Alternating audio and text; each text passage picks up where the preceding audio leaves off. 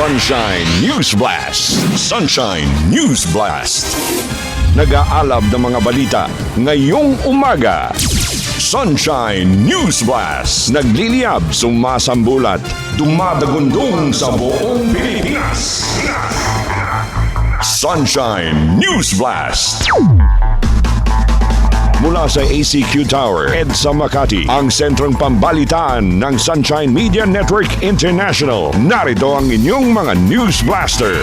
Headlines News Blast. Sa ulo ng ating mga nagbabagang balita, utang ng Pilipinas sumakyat sa 18.13 trillion pesos noong buwan ng Enero. Pagkalubog naman sa utang ng bansa hamon sa susunod na Pangulo ayon sa isang political analyst. Halos 2,000 OFW sa Middle East naabutan ng tulong. Mahigit 1,000 naman humihiling ng repatriation ayon sa DMW. Impeachment complaints laban kay VP Sara pinagtibay ng Kamara. Congressman Pulong may babala. VP Sara naman sa kasong perjury laban kay Ramil Madriaga, tuluyan siyang mapanagot sa kanyang mga kasinungalingan. Ombudsman pinaiimbestigahan sa NBI ang 18 dating sundalo sa maleta delivery claims. At Palasyo pinabulaanan ang pahayag ni Congressman Erice na bola lang ang anti-political dynasty push ni Pangulong BBM. Headlines News Blast. Sumasambulat sa buong Pilipinas. Sunshine News Blast. Para mga Luzon, Visayas, Mindanao, narito na ang mga balita ngayong araw ng Huwebes, Marso 5, 2026. Ako inyong maging tagapagbalita. Ako si Ferhil Parba. Sunshine News Blast. So, nambuksyon ng ating mga balita, umabot na ho sa 18.13 trillion pesos ang kabuang utang ng pamahalaan noong buwan ng Enero. Ayon ho yan sa Bureau of the Treasury. Mas mataas ito ng higit 2% kumpara noong buwan ng Disyembre at higit 11% naman kumpara sa kaparehong buwan noong nakaraang taon. Ayon ho sa ahensya, inaagahan ng gobyerno ang panghihiram o pangungutang upang makakuha ng mas mababang interes bago pa lumala ang epekto ng mga hindi tiyak na pangyayari sa pandaigdigang merkado. Sa kabuang halaga, 12.32 trillion pesos ang mula sa lokal na pagkakautang, habang 5.81 trillion pesos naman ang panlabas na utang. Sa kabila nito, sinabi ng gobyerno ni President Ferdinand Marcos Jr. na nananatiling nasa loob pa rin ng itinakdang 19.6 trillion pesos borrowing ceiling para sa 2026 ang kasalukuyang antas ng utang. Iginit din ng gobyerno na nananatiling sustainable o kaya pang bayaran ang kasalukuyang antas ng utang sa kabila ng hamon sa loob at labas ng bansa. Sunshine News Blast. Malaking hamon naman para sa susunod na Pangulo ng bansa ang usapin sa lumulobong utang ng bansa. Ito ho ang hayagang sinabi ng political analyst na si Professor Eric De Torres sa panayam ng DZR SMNI Radio. Ani Torres, mahihirapan ang susunod na Commander-in-Chief ng Pilipinas dahil lubog na sa utang ang pamahalaan. Sunshine News Blast. Paano ito makakakilos ng tama kung walang sapat na pondo? Ano yung paraan na kung saan maapektuhan yung mga priority agendas ng susunod na administrasyon? To cut na lang story short, yung road, kung sino man yung mananalo sa 2028 ay mabigat na as such, pero ang pinakamabigat na kakaharapin niya ay yung mismong usapin ng finances ng government o ng kanyang administrasyon. Mapapatupad niya ba yung kanyang priority agenda considering na sa kabilang banda ang malaking hamon dito ay usaping pondo o usaping budget? Dagdag pa ni De Torres, may mga opsyon naman na maaaring gawin upang makabawi ang ekonomiya. Isa na rito ang pagtanggal sa ilang restriction sa 1987 Constitution of the Philippines kaugnay ng pamumuhunan upang makahikayat pa ng mas maraming foreign direct investors sa bansa. Sunshine News Blast. Sana po kaya dinadalangin natin na kasama tayo, bagamat ito, marami pong kritisismo sa administrasyong ito, dinadalangin ho natin, kayanin ho natin for the sake ho, una sa lahat ng atin hong mga kababayan, lalo na mas mabigat ito kasi double whammy. May epekto at pending issue ng flood control, tapos ito na naman na patuloy na magpapadagdag ng hirap at lalo na sa pagsipa ng mga pangunahing bilihin. Sunshine Yan ho ang tinig ni Professor Eric De Torres sa eksklusibong panayam ng SMNI Radio. Sunshine News Blast. Presyo ng bigas sa bansa wala pang pagtaas sa presyo. Ayon ho yan sa DA, si Paul Montibon sa report. Sa gitna ng hindi pa tiyak na galaw sa presyo ng langis sa pandaigdigang merkado, tiniyak ng Department of Agriculture na nakahanda silang umagapay sa mga maaapektuhang magsasaka at mangingisda upang manatiling matatag ang supply at presyo ng pagkain sa bansa. Ayon sa Department of Agriculture, kapag patuloy na tumaas ang presyo ng gasolina at iba pang produktong petrolyo, direktang maapektuhan ang mga magsasaka at mangingisda. Ginagamit ang fuel sa pagpapatakbo ng makinarya sa bukid, operasyon sa palaisdaan at maging sa pag-aangkat ng mga pataba na fuel-based at gas-based. Kapag nagmahal ang langis, posible ring bumaba ang manufacturing output at tumaas naman ang presyo ng fertilizers at feeds. Kapag mahal ang feeds, tataas ang cost of production sa livestock at poultry. At kung sasabay ang pagtaas ng gastos sa transportasyon, madaragdagan din ang presyo ng mga produkto habang ibinibiyahe pa lamang patungo sa mga pamilihan. So yun yung isang pwede mangyari sa fertilizer. Dahil nga kung magmamahal yan, bababa yung productivity. Kung i-maintain naman ng farmers yung level ng paggamit nila sa fertilizer, lalaki rin yung gastusin nila. So isa pang maging issue niyan doon sa animal feeds, doon sa mga import natin. Pag mahal yung feeds, magmamahal din yung cost of production at yung gastusin pa rin ng ating mga magsasaka. Sa huli, maaaring maramdaman ng mga consumer ang pagtaas ng presyo ng pagkain sa mga palengke. Yung gastusin kasi lahat yan ipinapatong doon sa final product cost. So siyempre kung magmahal yung pagdadala mo ng produkto mula doon sa production area, sa market hanggang dito sa consumption area sa Metro Manila o kung saan man yung final destination, idadagdag yun doon sa presyo, doon sa kung yan man ay gulay, yan ay bigas o karne, ano man, idadagdag doon kasi gastusin na ipapatong doon sa produkto. Bilang tugon, nakahanda ang Department of Agriculture na ilabas ang 100 milyong pisong fuel subsidy para sa mga apektadong sektor. Ayon sa ahensya, maaari nang ilabas anumang oras ang ayuda sa sandaling makumpleto ang verifikasyon ng mga kwalipikadong benepisyaryo.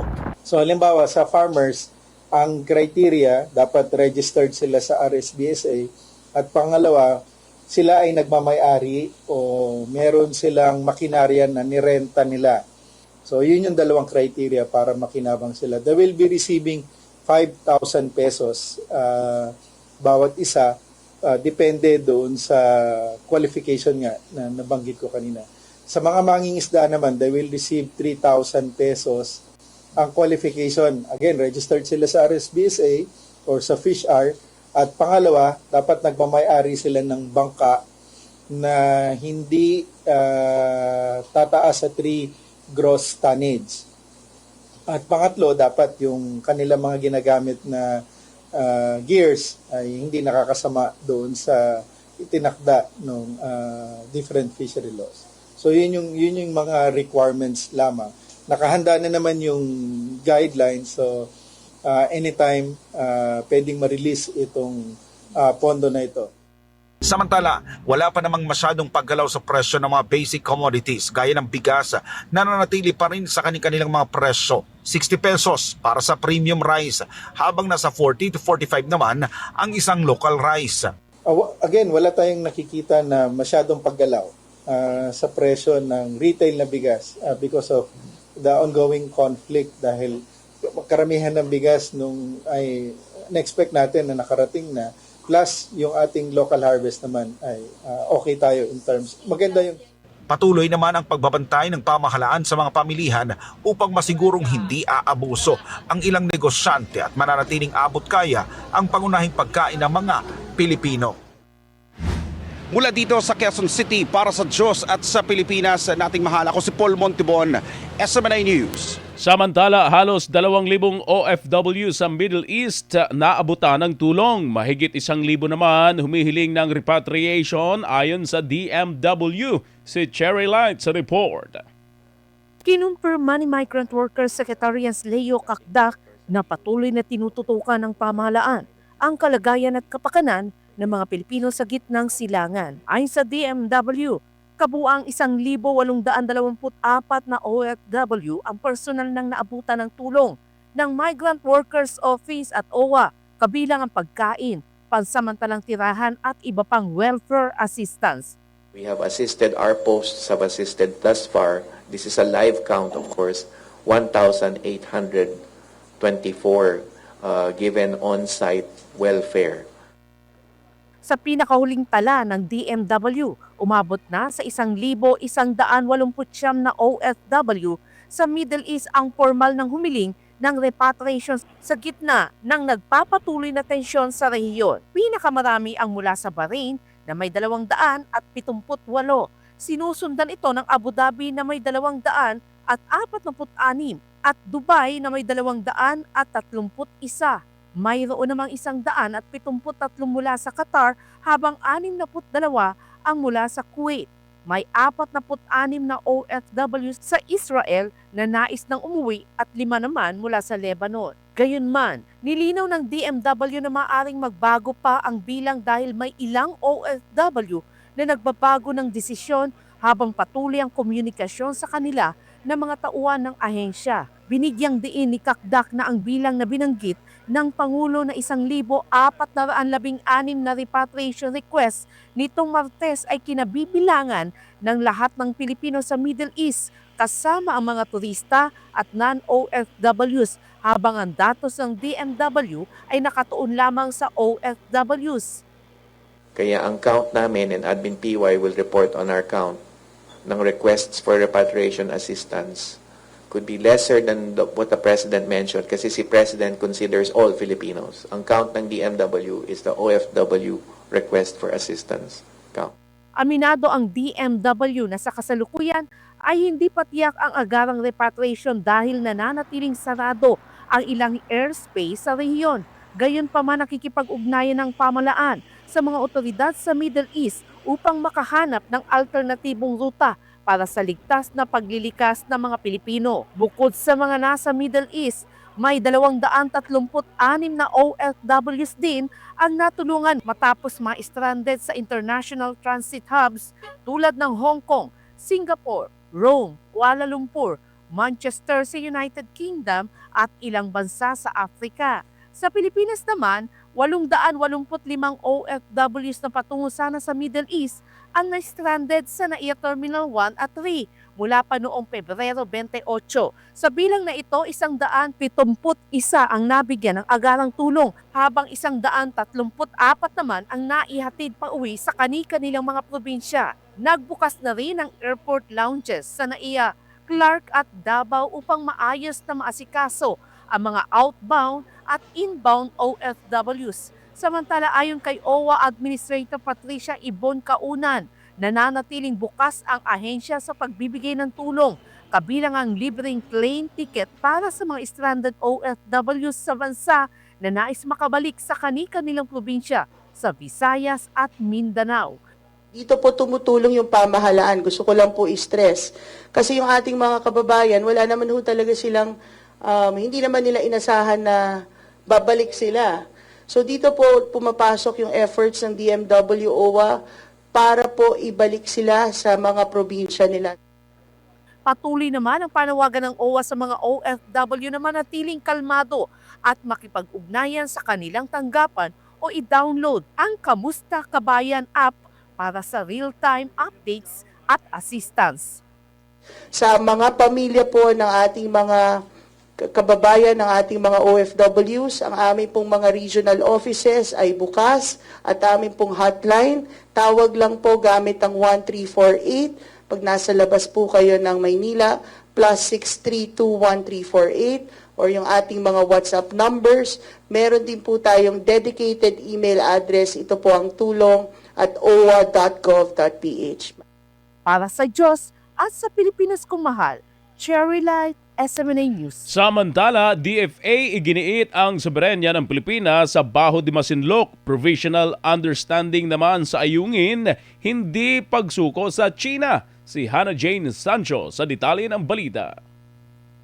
Matagal nang kinikilala ang Baho de Masinloc sa mga makasaysayang mapa, kabilang ang Murillo Velarde map noong 1734 kung saan tinukoy ang lugar bilang panakot. Ito ang binigyan diin ni Rogelio Villanueva Jr., spokesperson for Maritime Affairs ng Department of Foreign Affairs sa isang press briefing. Ayon sa DFA, may mga naitalang survey at administratibong hakbang sa shoal mula pa noong panahon ng kolonyal na pamahalaan ng Espanya. Kabilang ang survey na isinagawa ng Spanish frigate na Santa Lucia noong 1800. Dagdag pa ng dating Navy officer, nagpatuloy ang jurisdiksyon ng Pilipinas sa lugar matapos maitatag ang Republika ng Pilipinas. Kabilang ang operasyon ng Philippine Navy noong 1963 laban sa isang smuggler's base sa shoal. The Philippines will continue to implement the provisional understanding as agreed. We expect China to do the same.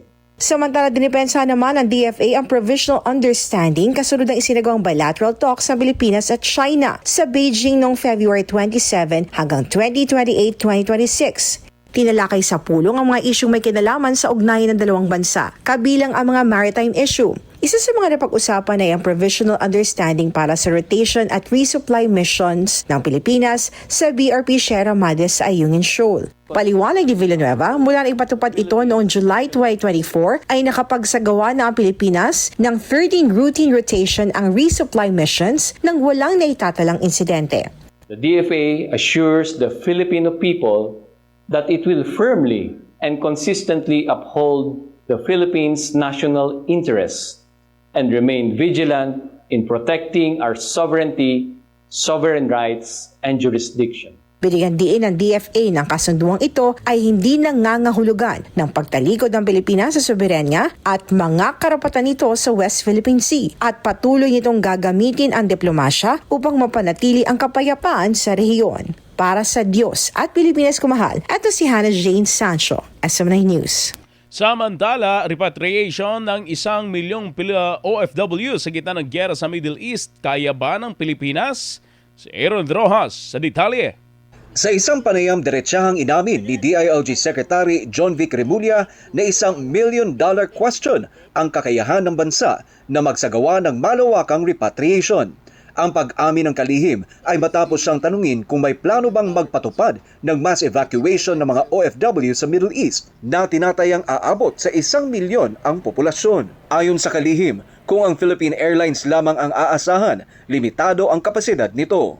That is the million-dollar question. Philippine Airlines has a fleet of, I think, 50 planes. 20 can make it, 25 can make it there to the Middle East and back. If you're talking about a capacity of 5,000 a day, kung Philippine Airlines lang, do the math, 1 million divided by 4,000. That's 250 days. The logistics is not easy, but if it is necessary, we will do our best para... Kung 4,000 hanggang 5,000 na pasahero lamang kada araw ang maihahatid pa uwi, tinang halos 8 buwan bago maiuwi ang 1 milyong Pilipino. Dagdag pa ng kalihim, wala umanong long-range aircraft ang gobyerno na kayang bumiyahe diretso sa rehiyon. Kaya kung kakailanganin, maaring mag-charter ng commercial flights o maging maritime vessels para mapabilis ang operasyon. The government does not have long-range planes na makakarating doon.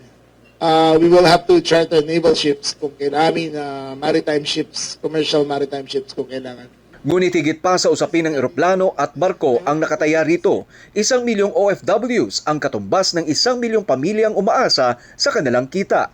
Kapag nawalan sila ng trabaho, tinatayang hindi bababa sa $6 na bilyong kada taon ang maaring mawala sa ekonomiya ng bansa. I hope people take this seriously. 1 million. 1 million people. Isang milyong pamilya andi dito na inaalala doon ng mga kamag-anak nila. 1 million jobs lost. will mean a minimum loss of $6 billion a year out of remittances na dumadating dito. Kaugnay nito, naghayag naman ng kahandaan ang pamahalaang panlalawigan ng Bataan na umalalay sa mga OFWs na posibleng ma-repatriate. Ayon kay Bataan Governor Jose Enrique Garcia III, marami tayong mga kababayan na taga-Bataan na nagtatrabaho sa Middle East at maaaring maapektuhan ng krisis. Panay naman kami naka-coordinate, naka-ready po kami para tumulong po sa kanila. Sa ngayon, patuloy ang koordinasyon ng iba't ibang ahensya ng pamahalaan upang plansyahin ang contingency measures sakaling kailanganing isagawa ang malawakang paglikas. Para sa Diyos at sa Pilipinas kumahal, Aaron Rojas, SMNI News. Samantala sa iba pang report, CICC nagbabala sa publiko laban sa fake at recycled videos kaugnay ng tensyon sa Middle East. Si Angel Pastor sa detalye ng balita. Ito ang video na muling kumakalat online na sinasabing isang Filipina umano ang nagla-livestream mula sa kanyang apartment sa Dubai nang tamaan umano ito ng Iranian missile. Ngunit ayon sa verifikasyon ng Cybercrime Investigation and Coordinating Center o CICC, gamit ang Open Source Intelligence o OSINT at AI-assisted verification tools, napag-alamang ang naturang video ay mula pa sa pagsabog sa Beirut port sa Lebanon noong 2020 at walang kaugnayan sa kasalukuyang tensyon sa Middle East. Dahil dito, nagbabala ang CICC lalo na sa mga content creator na huwag samantalahin ang kasalukuyang sitwasyon para lamang sa kasikatan o kita sa social media. Hindi nga Pinay, di ba? Hindi nga Pinay, di ba? So, mukha lang siya Pinay tapos they're circulating the video na it's happening in the Middle East current time na nag-live siya tapos binomba tapos yung tragedy na yun. To get clout. So, para maraming eyes on, maraming views, umakyat yung engagement, umakyat yung following ng pages. Ayon kay CICC Executive Director Renato Aboy Paraiso, target ng mga naturang content ang emosyon at pangamba ng mga OFW at kanilang mga pamilya habang patuloy ang paglala ng tensyon sa rehiyon. Mas malala pa niya, may ilang individual ang umano'y gumagamit ng mga peking video upang makapanghingi ng donasyon at nagpapanggap na sila ay mga biktima ng kaguluhan kahit hindi naman apektado ng sitwasyon.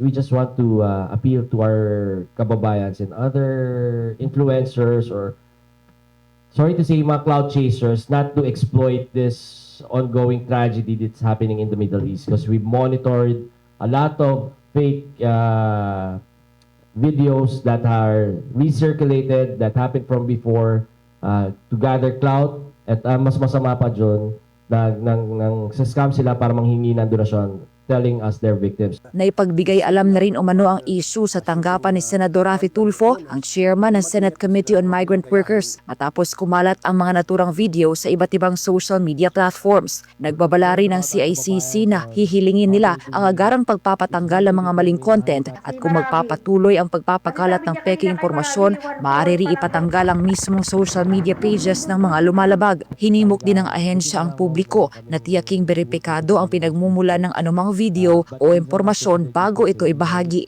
Maaari ring i-report ang kahina-hinala o gawa-gawang content kaugnay ng cybercrime at online exploitation sa Interagency Response Center sa pamamagitan ng Hotline 1326. Para sa Diyos at Pilipinas, kumahal, Angel Pastor, SMNI News. Ombudsman naman pinaiimbestigahan sa National Bureau of Investigation ang 18 dating sundalo sa maleta delivery claims. Si Margaret Gonzalez magbabalita. Matapos palagan ni Ombudsman Boying Rimulya ang joint affidavit ng 18 dating sundalo, kinumpirma ng National Bureau of Investigation o NBI na magsasagawa sila ng investigasyon kaugnay sa naturang aligasyon. Ayon kay NBI Chief Attorney Melvin Matibag, na-deputize sila ng Office of the Ombudsman upang magsagawa ng investigasyon laban sa mga dating sundalo at meron na umanong inisyal na hakbang na ginagawa ang ahensya. Sinabi rin ni Matibag na tama ang direksyon ni Rimulya na dapat magkaroon ng magkakahiwalay na affidavit ang mga nagpakilalang dating sundalo. Ipapatawag din ng NBI ang mga ito bilang bahagi ng kanilang investigasyon. All angles, all that is presented doon, but ang proseso ng pag-imbestiga kung sino yung nag-akusa, yun yung una mong titignan. Yun yung babantay mo muna. So may mga directions naman kami na sinusundan. It doesn't mean na hindi babaliwalayin yung akusasyon mo. Well, if the evidence will show, will warrant that we should investigate yung mga binanggit, and we will investigate them. But initially, meron tayong mga nakikita na naanggulo. Sir, may paramdam ba yung 18 na dating sundalo sa NBI para mag-submit ng mismong affidavit nila sa kawanian? We'll definitely call them kasi dapat magbigay sila ng statement nila one by one. Ang hirap naman nun, it's parang impossible na yung kasi ang affidavit, personal account mo yan, hindi naman pwedeng kung ano yung sinabi ng isa, tinanggap mo rin na gano'n. So I think they should issue an affidavit na isa-isa sila. Iimbestigahan din ng NBI ang notary public na nagnotaryo sa joint affidavit ng mga dating sundalo. Kung anong relationship dun sa 18 Marines at saka doon sa mga nagtutulak dito sa 18 Marines. Ayon pa sa NBI chief, hindi rin dapat bigyan ng mali siya ang pakikipagtagpo ni Ombudsman Remulla sa mga investigator ng ICC nung siya pa ang kalihim ng Department of Justice. Matatanda ang matapos tawaging imbento ni Remulla ang joint affidavit, inamin din itong nakipag-usap siya sa ilang personal ng ICC, ngunit iginiit na walang masama rito. Siyempre, trabaho ng ating Justice Secretary to welcome yung mga nasa law enforcement and justice system din ng ibang bansa. We are part of the international community, so kailangan respetuhin natin at wag natin bigyan siguro ng mali siya. Pagdating naman sa mga ibinunyag ng mga dating sundalo, sinabi ni Matibag na kinakailangan ng matibay na ebidensya bago magsagawa ng investigasyon laban sa mga pinangalanang matataas na opisyal ng gobyerno. Meron talagang yung sinasabi nila ebidensya, magtutungo sa tinuturo nila, that's the time that they will be investigated. Para sa Diyos at Pilipinas, kumahal, Mary Gonzalez, SMNI News. Samantala, Senador JV Ejercito handang mag-inhibit sa ethics probe, suspension o expulsion, posibleng irekomenda si Sheena Torno sa detalye. Isinagawa nitong Miyerkules ang closed-door meeting ng Senate Committee on Ethics and Privileges, kaugnay ng 6 na ethics complaints laban sa ilang senador. Ayon kay Committee Chairman Senator JV Ejercito, na-adapt na ang mga bagong patakaran kabilang ang obligasyong mag-inhibit ang mga senador na may kinakaharap na reklamo. Gayunman, sinabi niyang hindi pa maaring agad aksyonan ng mga kaso hanggat hindi na ilalathala ang bagong rules at naibibigay sa mga miyembro ng komite ang mga dokumento. Some people might be expecting that there will be action already on the said cases. We cannot yet, no? Unless we can only act to them again right after the publication of the adopted rules this morning. Bibigyan ng 5 araw mga senador na may ethics complaint upang magsumite ng kanilang sagot sa mga aligasyon. Ang mga reklamo na walang sapat na basihan ay maaaring ibasura, habang may sapat na batayan lamang ang itutuloy sa investigasyon. Ayon pa kay Ejercito, ito ang unang pagkakataon na umabot sa 6 ang ethics complaints laban sa mga senador. This is the first time that the ethics committee had this much complaints against senators. Dati pa isa-isa, 2, pero ngayon 6, no? And that includes the chair, yours truly. Kasama rin po ako doon.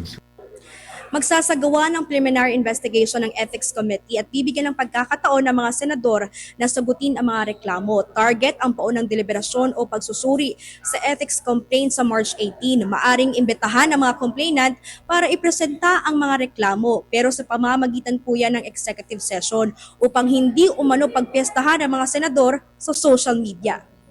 It will be unfair naman kung halimbawa, in case it will be dismissed, pero, di ba, damage will have been done already kahit na in the end, kung ma-dismiss man yung kaso, within seconds, no, yung reputation. Sa ngayon, hindi muna pinangalanan ni Senator JV ang 6 na senador na nahaharap sa ethics complaint. Gayunman, tiniyak niya na magiging patas at walang kinikilingan ang kanilang pagdinig. Handa rin anya siyang mag-inhibit sakaling umusad ang pagdinig dahil kabilang siya sa mga sinampahan ng reklamo kaugnay ng umunoy hindi pag-aksyon sa ethics complaint laban kay Senator Cheese Escudero. Gayunman, sakaling mapatunayan na matibay ang ebidensya na lumabag sa batas o patakaran ng Senadong isang mambabatas ay maaari itong maparusahan. Pag talagang malala, siguro suspension or kung malalang malala, din expulsion. The committee will, the ethics committee will just recommend. Again, it will be the body who will decide as a whole. Tiniyak din ni Ejercito na dadaan sa masusing pagsusuri ang lahat ng 6 na reklamo. Ang komite ay binubuo ng tig-3 miyembro mula sa majority at minority bloc, kabilang sina Senator Amy Marcos, Senator Rodante Marcoleta, Senator Bongo, Senator Kiko Pangilinan, Senator Risa Hontiveros at Senator Erwin Tulfo. Kasama rin bilang ex-officio member sina Senate President Tito Soto, Majority Floor Leader Mig Zubiri at Minority Floor Leader Alan Peter Cayetano. Matatanda ang bukod kina Ejercito at Escudero, kabilang din sa mga senador na nahaharap sa reklamo ay si Hontiveros at Senator Ronald Bato de la Rosa. Para sa Diyos at sa Pilipinas kong mahal, ito si Sheena Torno, SMNI News. VP Sara sa kasong perjury laban kay Ramil Madriaga, ito'y tuluyan siyang mapanagot sa kanyang mga kasinungalingan. Si Jason Rubrico sa detalye ng balita. Hindi raw papayag si Vice President Sara Duterte na manaig ang mga imbentong kwento at mga kasinungalingan. Kaya naman nagsampa siya ng kasong perjury laban kay Ramil Madriaga upang panagutin ito aniya sa kanyang panliling lang sa publiko. Alam niyo po na kung may mga kasinungalingan. Nagsampa ng kasong perjury si Vice President Sara Duterte laban kay Ramil Madriaga dahil sa mga alegasyong nakapaloob sa affidavit nito laban sa bise. Sa pahayag ni VP Sara, binigyang diin niyang nakita ng publiko kung paano ginamit sa kaso sa International Criminal Court laban kay dating Pangulong Rodrigo Duterte ang mga salaysay ng ilang testigo kabilang sina Arturo Las Cañas at Edgar Matubato na pinuna noon bilang mga gawa-gawang pahayag. Ayon sa kanya, kung naipaglaban at naaksyonan agad ang mga naturang alegasyon, hindi sana nagamit ang mga ito laban sa dating Pangulo.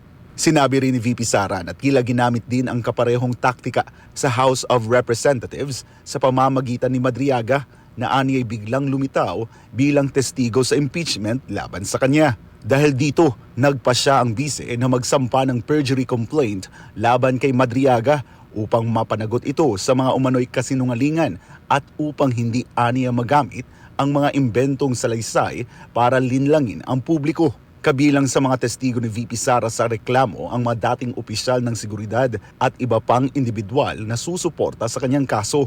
Ayon kay Attorney Paulo Panelo, legal counsel ni VP Sara, pinatutunayan sa complaint affidavit na walang personal o profesional na ugnayan sina VP Sara at Madriaga. Pinapatunayan dito sa complaint affidavit na hindi magkakilala si VP Sara at itong si Ramil Madriaga. Wala silang personal o professional na relasyon. At hindi rin totoo yung mga kwento ni Ramil Madriaga tungkol sa mga posisyon niya sa PSG, sa VP-SPG, sa DepEd at sa OVP. Kaya imposible yung pinaparatang niya laban kay VP Sara. Kumpiyansa rin ang kampo ni VP Sara na may sapat na batayan ang kaso upang makitaan ang probable cause at posibleng makamit ang conviction laban kay Madriaga. We are confident that this is more than sufficient to for the prosecutors to find probable cause and to determine that there is reasonable certainty of conviction. Gate pa ng abogado, maaaring maapektuhan ang ilang impeachment complaint laban kay VP Sara kung ang mga ito ay nakabatay lamang sa affidavit ni Madriaga. This is a perfect opportunity to show to the people how politically motivated these impeachment complaints are, because they are based on a worthless testimony from an untrustworthy source like Madriaga. It shows that the complainants and those pushing for the impeachment did not fact check or did a background check on Madriaga and his claims. Our guess is that this will shatter the impeachment complaints if they're relying on the Madriaga affidavit for merit. Samantala, nang tanungin kung napanood niya ang mga impeachment hearing laban sa kanya, ito ang naging sagot ni VP Sara. Marami akong ginagawa na trabaho, hindi yan yung prioridad ngayon ng Office of the Vice President.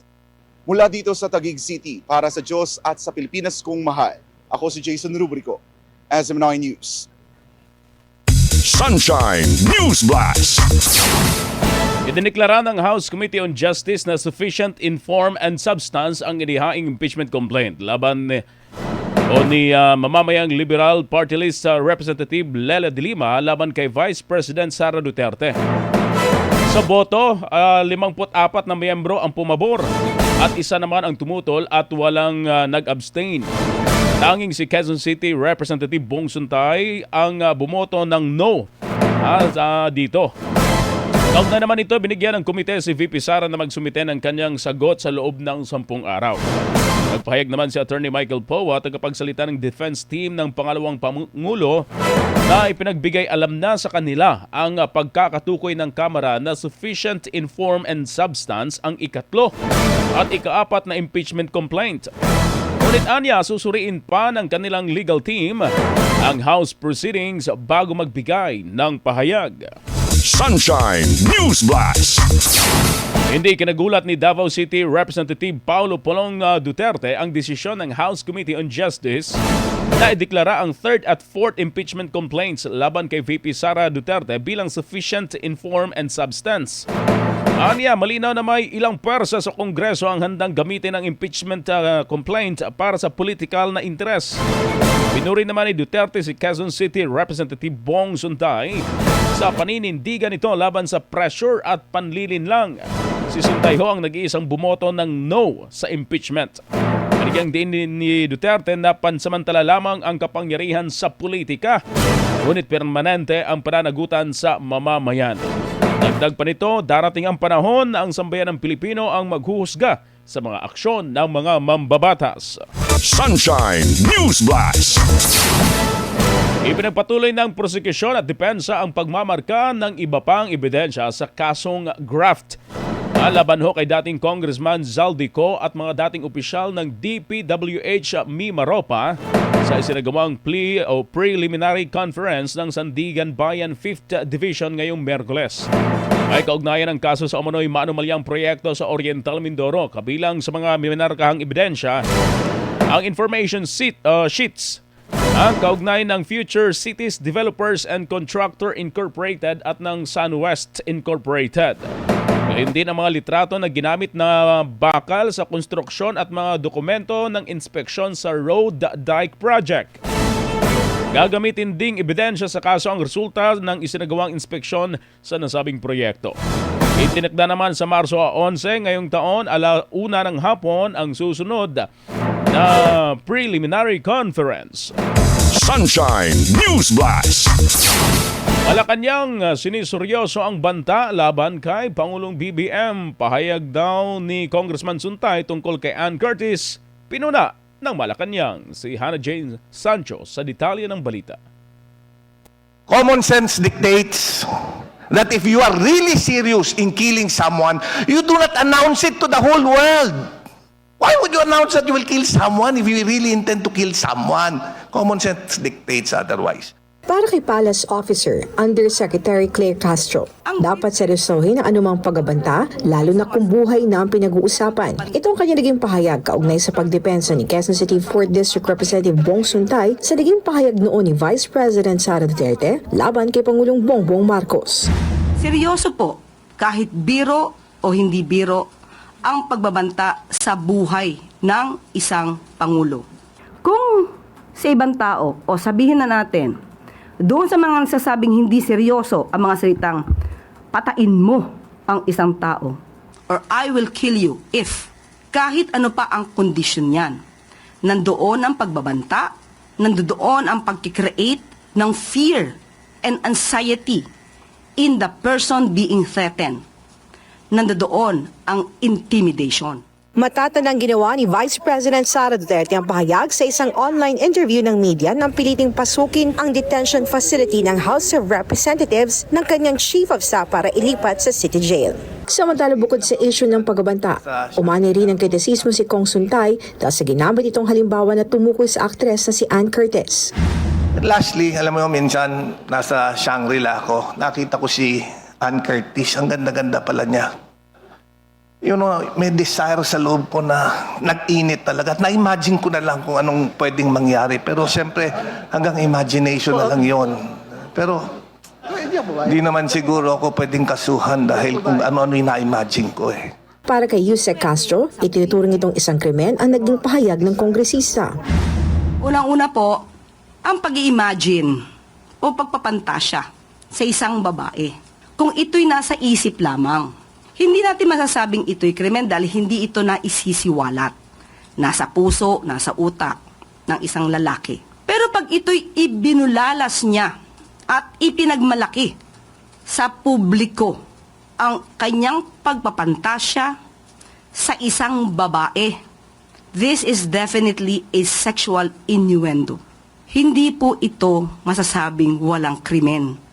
The mere fact na sinabi niya to in public, to the public, pertaining to a particular person, it is already covered by Safe Spaces Act. So hindi pwedeng sabihin na walang krimen kung ito'y ibinulalas at ipinagmalaki pa sa publiko ang isang pagpapantasya sa isang babae. Sa isang interview, humingi naman ng paumanhin si Congressman Suntay sa naging pahayag nito. Binigyan diin ng mababatas na ang ginawa nitong analogy ay hindi para maging malisyoso. Matatandaan naglabas din ng pahayag ang mga kaanak ng aktres si Ann Curtis sa ginawang example ng mababatas sa ginawa nitong analogy sa Justice Committee ng House of Representatives na tumatalakay sa impeachment complaints laban kay Vice President Sara Duterte. Para sa Diyos at Pilipinas kumahal, ito si Hannah Jane Sancho, SMNI News. Samantala, panukalang magpapalakas sa proteksyon ng OFW remittances, itinutulak sa Senado si Angel Pastor. Magbabalita. Nanawagan si Senador Joel Villanueva sa kanyang mga kapwa mambabata sa Senado na agad ipasa ang panukalang maglalayong palawakin ang proteksyon at tiyakin ang mas malinaw na sistema sa remittances ng Overseas Filipino Workers o OFW. Bilang chairman ng Senate Committee on Banks, Financial Institutions and Currencies, inihain ni Villanueva ang Senate Bill No. 1917 o ang Overseas Filipino Workers Remittance Protection Act. Layunin ng panukala na gawing mas makatwiran ang mga singil sa remittance, ilahad ng malinaw ang estruktura ng bayarin at tiyakin ang konsultasyon sa mga stakeholder bago magpatupad ng anumang pagbabago sa singil sa hinaharap. Ayon kay Villanueva, mahalagang maipasa agad ang panukala lalo na sa gitna ng patuloy na tensyon sa gitnang silangan kung saan maraming OFW ang nagtatrabaho. Binibigyang din sa panukalang batas ang regulasyon sa remittance fee, mas malinaw na disclosure ng foreign exchange rates at iba pang singil, pagbabawal sa biglaang pagbabago ng bayarin ng walang sapat na konsultasyon at ang pagpapataw ng parusa sa mga lalabag. Nakasaad din sa panukala na inaatasan ng Department of Migrant Workers o DMW at ang Overseas Workers Welfare Administration o OWA na magsagawa ng financial literacy programs para sa mga OFW at kanilang pamilya, katuwang ang mga financial institutions. Nilino naman ni Villanueva na hindi anti-business ang panukala. Anya, layunin lamang nitong maglatag ng balancing sistema na nagbibigay ng patas na kita sa mga service provider habang pinoprotektahan ang pinaghirapang kita ng mga OFW. Matatanda ang binigyang diin din ni Pangulong Ferdinand Marcos Jr. noong Martes ang kahalagahan ng pagpapanatili ng tuloy-tuloy na daloy na remittances mula sa Middle East upang makatulong sa mga OFW at kanilang mga pamilya sa Pilipinas. Sa huli, iginiti Villanueva na ang pagpasa ng panukala ay isang konkretong hakbang upang ipakita na kaisa ng pamahalaan ng mga migranteng manggagawang Pilipino. Para sa Diyos at Pilipinas kung mahal, Angel Pastor, SMNI News. Palasyo naman, pinabulaanan ang pahayag ni Congressman Erice na bola lang ang anti-political dynasty push ni Pangulong BBM. Si Creslin Catarong magbabalita.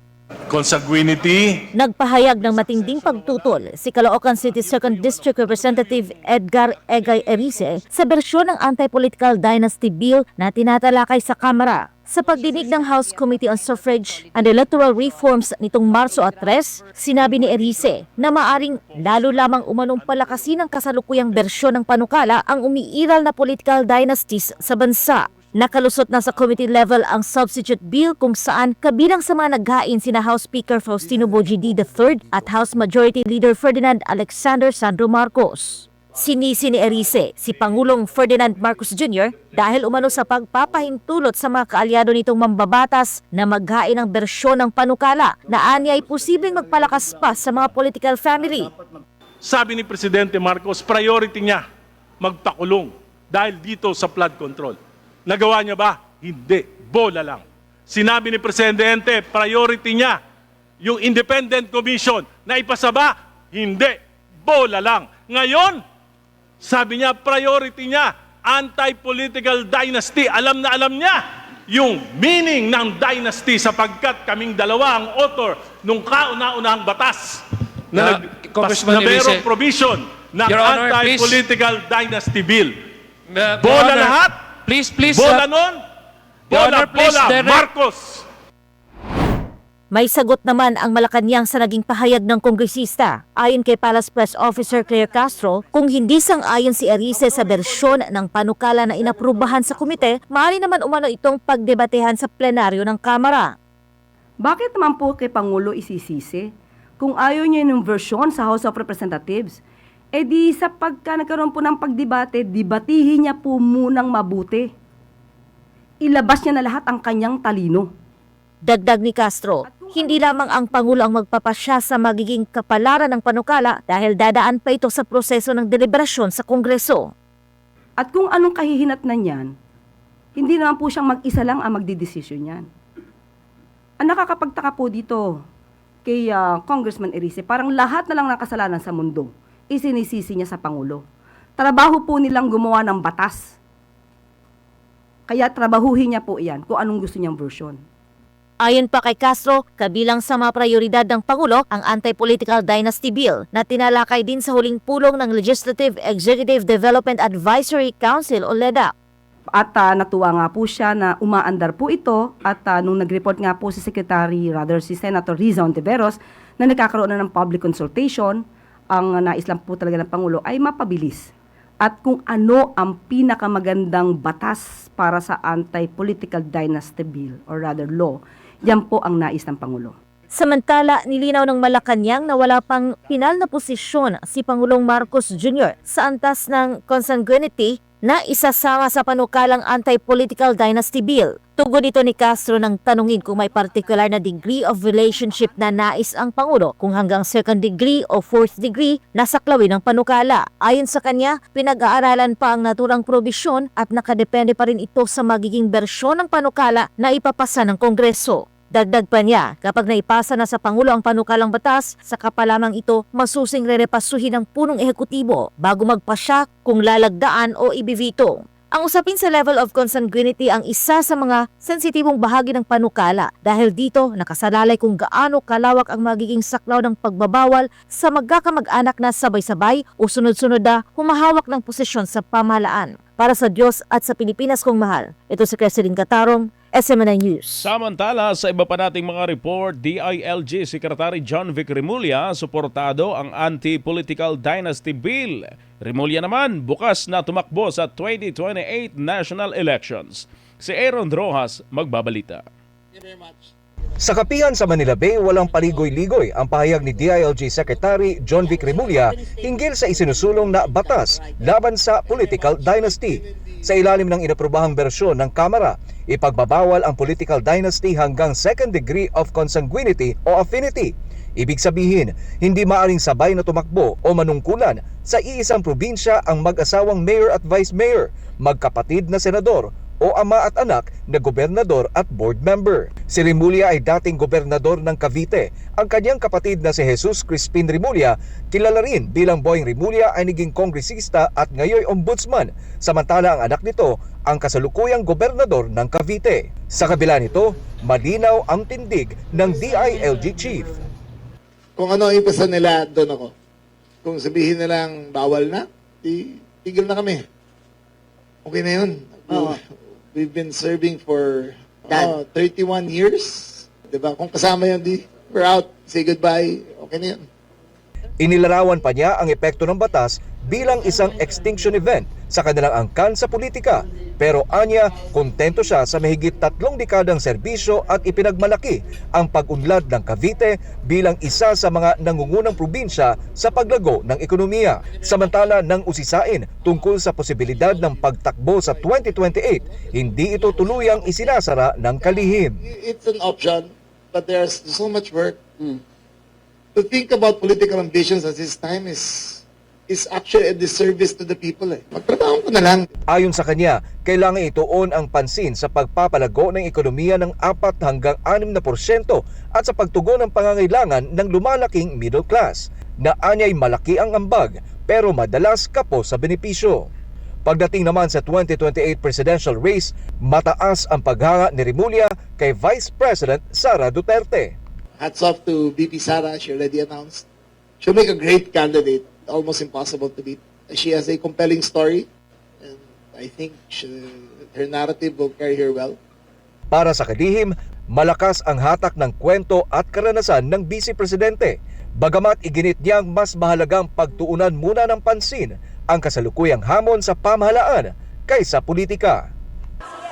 Sa gitna ng usapin sa dinistiya at 2028 elections, malinaw ang mensahe ni Remulla. Kung may trabaho, uunahin. Kung may batas, susundin. At kung may laban man sa inaharap, panahon lamang ang makapagsasabi. Mula dito sa Pasay City, para sa Diyos at sa Pilipinas kung mahal, Aaron Rojas, SMNI News. Sunshine News Blast. Nagkaisa ang Presidential Communications Office o PCO at siyam na pangunahing pahayagan sa bansa upang labanan ang paglaganap ng fake news at disinformation sa social media at iba pang digital platforms. Nilagdaan itong Miyerkules ang isang Memorandum of Understanding o MOU bilang bahagi ng ilunsad na Oplan kontra Fake News. Layunin ng kasunduan na palakasin ang kooperasyon at pagbibigay ng tumpak, beripikado at responsabling impormasyon sa publiko. Pinangunahan naman ni PCO Secretary Dave M. Gomez ang paglagda sa kasunduan kasama ang mga kinatawan ng Business Mirror, Business World, Daily Tribune, Malaya Business Insight, Manila Bulletin, Manila Standard, Philippine Daily Inquirer, The Manila Times at The Philippine Star. Kabilang sa mga napagkasundo ang hakbang ang pagpapalakas ng media literacy, pagpapabilis ng verifikasyon ng impormasyon at pagtatatag ng anti-fake news desk ng PCO upang matugunan ang mga ulat ng maling impormasyon at maipasa ang mga ito sa kaukulang ahensya para sa agarang aksyon. Sunshine News Blast. Samantala, siyam na tauhan ng Bureau of Customs o BOC ang nahaharap ngayon sa kasong kriminal kaugnay ng malawakang investigasyon sa agricultural smuggling sa Port of Subic. Ayon sa BOC, mga kababayan, kabilang ang mga ito sa 6 na kasong inendorso sa Department of Finance alinsunod sa Anti-Agricultural Economic Sabotage Act of Republic Act 12022. Naharap din ang siyam sa paglabag sa Anti-Graft and Corrupt Practices Act. Bukod dito, 19 na personal pang sinampahan ng kasong administratibo dahil sa umano'y kapabayaan at misconduct. Nag-ugat ang investigasyon sa umano'y misdeclaration at illegal na pagpapalusot ng agricultural shipment sa Subic, Zambales. Iginit ng Customs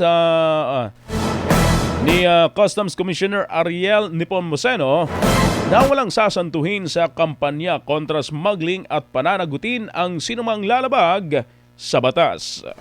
Sunshine News Blast. Babawiin naman ng Land Transportation Office o LTO ang lisensya ng 7 driver na nahuling nagmamaneho habang lasing sa Quezon City. Ayon sa LTO, positibo sa alcohol test ang mga driver at lumampas ang kanilang blood alcohol concentration o yung tinatawag na BAC sa itinakdang limitasyon ng batas. Nasa pagitan umano ng 0.123% hanggang 0.438% ang naitalang antas ng alak sa kanilang dugo. Nabatid ding sangkot ang mga ito sa mga magkakahiwalay na insidente sa kalsada. Una nang ipinatawag ng LTO ang mga driver at isinailalim sa alarm status ang kanilang mga sasakyan upang hindi makapagtransaksyon habang iniimbestigahan ang kaso. Pansamantala ring sinuspende ang kanilang lisensya sa loob ng 3 buwan o 70 araw. Ayon kay Marcos Lacanilao, malinaw na mensahe ang pagbawi ng lisensya na hindi palalagpasin ng ahensya ang mapanganib at irresponsabling pagmamaneho. Iginit naman ng LTO na patuloy silang kikilos upang maprotektahan ang mga motorista at pedestrian laban ho sa panganib ng pagmamaneho sa ilalim ng impluwensya ng alak at iligal na droga. Sunshine News Blast. Samantala, arestado naman ang isang hinihinalang tulak ng ilegal na droga sa lalawigan ng Albay matapos makuhanan ng tinatayang 1.36 million pesos na halaga ho ng hinihilalang shabu. Kinilala ng Philippine Drug Enforcement Agency o PDEA ang suspect na si alias na Net. 46 anyos na isang job order messenger sa munisipyo ng Ginubatan. Nahuli ang suspect sa isinagawang bypass operation sa Porok 3, Barangay Binatagan sa Ligao City. Bandang alas 4:45 ng hapon nitong araw ng Miyerkules. Nasamsam ho mula sa kanya ang humigit kumulang 200 gramo ng hinihinalang shabu, pati na rin ang drug paraphernalia at pera. Harap ang suspect sa kasong paglabag sa Section 5 ng Article 2 ng Comprehensive Dangerous Drugs Act of 2002. Sunshine News Blast. Sumasambulat sa buong Pilipinas. Sunshine News Blast. International News Blast. Pinalubog ng torpedo ng Estados Unidos ang isang warship ng Iran sa Indian Ocean. Ito ang kinumpirma ni U.S. Defense Secretary Pete Hegseth sa isang briefing sa Pentagon nitong Miyerkules. Niniwala ang U.S. official na ito ay para sa kaligtasan ng international waters. Makasaysayan umano ang ginawa ng Estados Unidos dahil simula noong World War II. Ito ang kauna-unahang pagkakataon na pinalubog ang isang kalabang barko. Sinabi naman ni Chairman of the Joint Chiefs of Staff General Dan Kane, mahigit sa 20 Iranian naval vessels at isang submarine ang nawasak sa naturang operasyon. Sports News Blast. Dito tayo sa tennis. Dahil makikipagtambal muli si Pinay tennis star Alex Ayala kay Eva Jovic sa doubles ng Indian Wells Open, kung saan makakaharap nila sa round of 32 sina Hailey Baptiste at Jelena Ostapenko ang ngayong Biyernes yan, oras dito sa Pilipinas. Samantala, sisimulan ni Ayala ang kanyang single stint sa araw ng Sabado matapos makatanggap ng first round bye ang world number 32. Bago ang Sunshine Swing, umabot si Ayala sa quarterfinals ng Abu Dhabi Open at Dubai Tennis Championships. Ngunit maagang natapos ang kampanya sa Qatar Open matapos matalo kay Teresa Valentova sa first round. Showbiz News Blast. Mariing itinanggi ng K-pop star na si Sandara Park ang aligasyon ng dati nitong kagrupo sa 21 na si Park Boom na gumagamit umano siya ng illegal na droga. Sa Instagram stories na nitong March 4, sinabi ni Sandara, "I have never used drugs." Kasabay ng paghingi ng pag-unawa para sa kalagayan ng dating kasamahan. Napansin din ng fans na in-unfollow na ni Sandara si Park Boom sa Instagram kasunod ng lumabas na kontrobersya. Samantala, bago pa man magsalita si Sandara ay sinabi na ng kanyang kampo na groundless o walang basihan ang mga paratang ni Park Boom. Ayon pa sa ulat ng Korean media outlet na Osan, isang malapit na kaibigan ni Sandara ang nagsabing maaring may kinalaman ang health condition ni Park Boom sa naging pahayag na ito. Sumasambulat sa buong Pilipinas. Sunshine News Blast. Ang salita ng Ama sa pamamagitan ng hinirang na anak ng Diyos, Pastor Apollo C. Kibuloy. Envy and jealousy comes because they don't see the responsibility. They only see the privileges. Ang inggit at paninibugho ay lumalabas kapag hindi nakikita ng tao ang responsibilidad. Ang nakikita lamang nila ay ang mga pribilehiyo. Sumasambulat sa buong Pilipinas. Sunshine News Blast. At yan po mga kabayan, mga balitang dapat niyong malaman ngayong araw ng Huwebes, March 5, 2026. Maraming salamat sa ating mga kabayan at tumutok sa ating umagang balitaan. Para sa Diyos at sa Pilipinas nating mahal, ako po ang inyong naging tagapagbalita. Ako si Verhil Parba. Maraming salamat at magandang umaga. Sumasambulat sa buong Pilipinas. Sunshine News Blast. Sumainyo ang Sunshine News Blast. Hatid ng Sunshine Media Network International at ng DZAR 1026 Sunshine Radio. Kapartner mo sa balita at serbisyo.